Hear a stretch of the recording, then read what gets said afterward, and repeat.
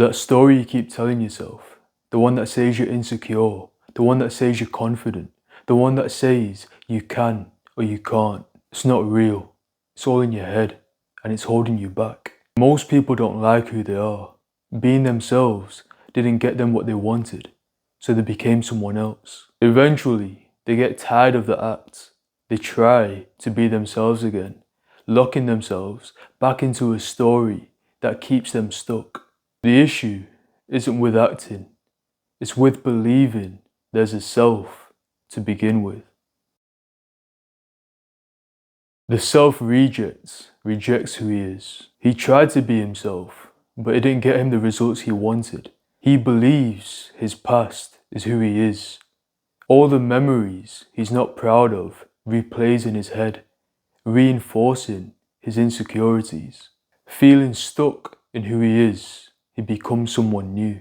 He adopts a different identity with different habits, copying the people who have the things he wants. He thinks results will fix him, that they'll overwrite the story in his head, that they'll change how he feels. And for a while, it works. He gets the approval and the validation, but the insecurities are still there. If anything, he believes in them more, because they're the fuel that got him his success.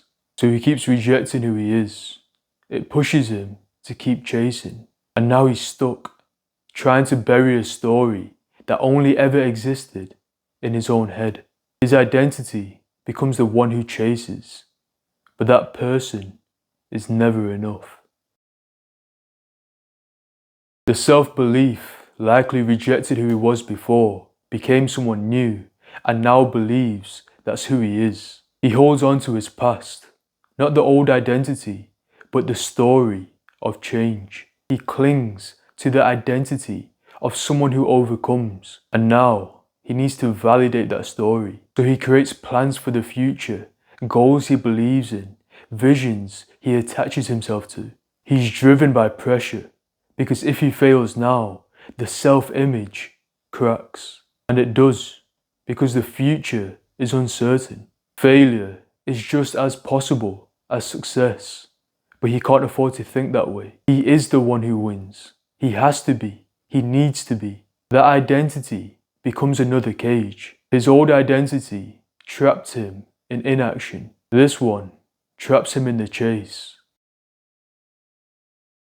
The selfless doesn't believe in himself. He doesn't reject himself either, because he understands that there's no self to begin with. He's seen through the illusion. Thoughts aren't real. Memories aren't real. Plans for the future aren't real. They're just the mind grasping for a story, something to hold on to, something to make life feel like it has order. But even chaos is a human construct. There is order. The human mind just can't perceive all the variables, so it feels like uncertainty. It feels like chaos. Knowing this, he doesn't try to hold on. He lets go. Thoughts still arise, memories still arise, plans for the future still arise. But he doesn't give them weight. He moves through life, wherever it takes him, which is what everyone is doing, whether they choose to believe it or not. The difference is, the selfless doesn't deny that truth. He accepts it. And because of that, he has what everyone else is chasing by letting go of the chase. You were never the story in your head, not the failure, not the success, not the one who gave up, and not the one who fought through. There is no you. Holding on to identity is the root of suffering. Letting it go is painful, because identity offers comfort, control, and purpose. Seeing identity as an illusion means losing everything, but it's the truth. And accepting it will give you the one thing identity will always chase, but never find: peace.